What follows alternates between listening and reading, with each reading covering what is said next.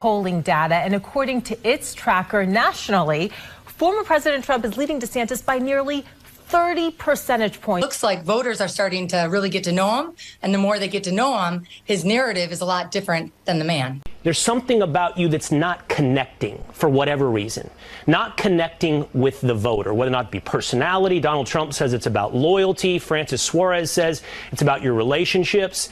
And it's not about those individuals so much as I'm curious in the analysis of Ron DeSantis. Well, I think, did you just see the news today about the record fundraising haul we've had? Nobody's been able to match that in the history of modern presidential politics. Is it just me, or is this how a grown man sounds when he's about to cry? The people, we really haven't started that yet. You're telling me this guy isn't connecting with voters? You mean his strategy of comparing himself to fictional serial killers alongside shirtless, oiled up bodybuilders isn't an impactful campaign strategy? I mean, I'm just perplexed. Governor, polls show you falling behind Trump. Any thoughts on that? I'm not a candidate, so we'll see if and when that changes.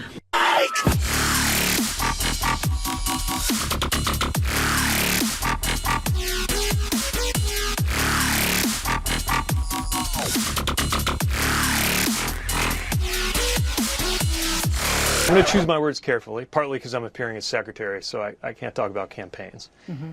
And I'm going to leave aside the strangeness of trying to prove your manhood by putting up a video that splices images of you in between oiled-up, shirtless bodybuilders. While appearing on Fox this week, Ron DeSantis kicked off his interview with some good old-fashioned fear-mongering and lies about Biden's soaring economic strategy. How can you take the success story of Florida and make that a success story for America?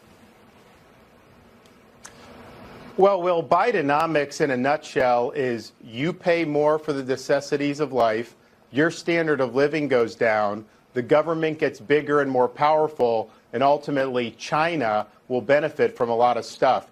The reason why Florida's done good, leading in net in-migration, leading in new business formations, our unemployment rate's way lower than the national average, is because we've rejected Bidenomics.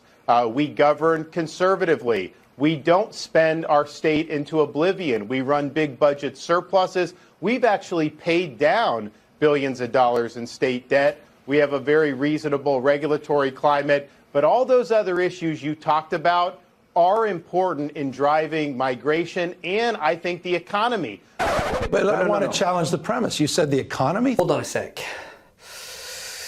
There'll be 209,000 jobs created this month for a total of 13.2 million jobs created since President Biden took office. Regaining all the jobs lost during the pandemic, as well as adding another 4 million, as well as 3.6% unemployment, under 4% for 17 months in a row, the longest stretch in over 50 years. Over 1.5 million jobs created in manufacturing, construction and research and development since President Biden took office. More Americans joining the labour force. High share of working age Americans in the workforce in over 20 years. 2. Working age women's labour force participation set a new record for the third month in a row. As well as another record month of small business loans. For sure. Say more. Impressive. Very nice. But it was in the second part of the interview that things got a little wary for the Florida governor. He was pressed on the very issue that he doesn't seem to be connecting with voters. There's something about you that's not connecting for whatever reason, not connecting with the voter, whether or not it be personality. Donald Trump says it's about loyalty. Francis Suarez says it's about your relationships. And it's not about those individuals so much as I'm curious in the analysis of Ron DeSantis of why not yet is connecting.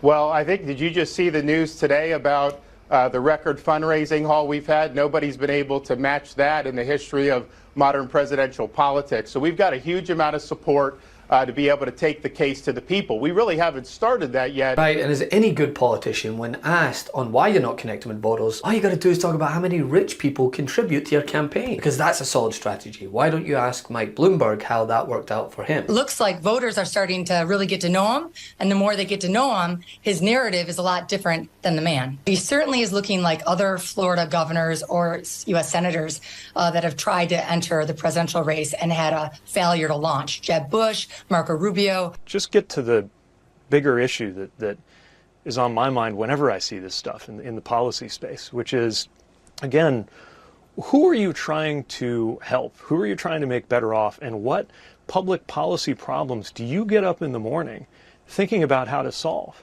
You know, We're focused as an administration on how to get things done to make people better off. But my 2 cents is this. It's no surprise that he's not connecting because, number one, he's as personable as a wet McMuffin. Will say to me, they'll be like, Governor, why aren't other Republicans doing what you're doing in Florida? And I say they are doing it. And they say, where? I say they're doing it in Iowa. Here in March, and someone kind of took note, and they're like, man, look all the stuff Iowa's doing. Iowa's like the Florida of the Midwest, they said. Number two, while he may try to play the outrage game like Trump, he's simply not as good at it. And the reality is there is no Republican strategy outside of outrage. They thrive only on culture wars because they have no solutions to the problems they like to complain about. And this has been their strategy for years. And as a result, the party has metastasized into a personality cult that only sees a future in the hands of an inept authoritarian. So being the Diet Coke version of that just isn't going to cut it, no matter how many times the frontrunner is proven to be a loser. Here, Donald Trump still with that wide lead, 56% to Ron DeSantis at 22, Ramaswamy at 5, Pence at 4, and down the list from there. Are Donald Trump's opponents running a conventional campaign, and is there anything they should be doing differently to change this dynamic? Well, to look at the persistence of Trump's lead, and it's been in this range for many, many weeks now, you'd almost believe that the old rules of politics about how you win elections have been repealed, and Mr. Trump does not have to abide by them. Indeed, he doesn't. He continually talks about how he didn't lose in 2020, which is, most people believe he did lose. I guess a lot of his hardcore supporters do not. But it's hornbook politics, that you're supposed to. You're supposed to talk about the future, and elections are not about the past, they're about the future. Well, Trump doesn't seem to care about that, and look at where he stands.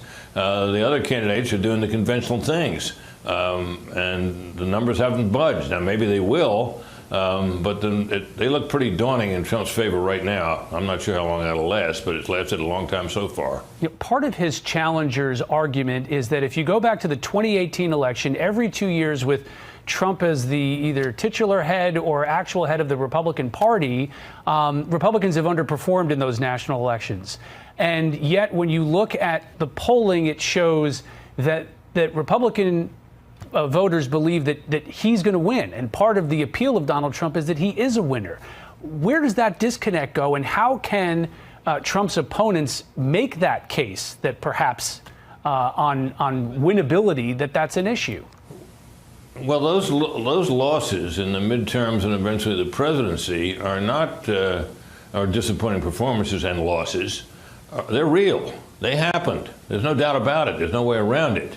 And the case can be made that he's a loser because since he got elected in 2016, he's compiled a string of them. Or either he or his supported candidates have lost too many races. But the history of primaries suggests that people don't cast strategic votes in favor of the candidate they think most likely will win. By and large, they don't. And right now, people are voting their hearts, and they tend to vote in primaries for the candidates that they feel closest to, or that they'd like to see president. They're not voting about who's they think could get elected.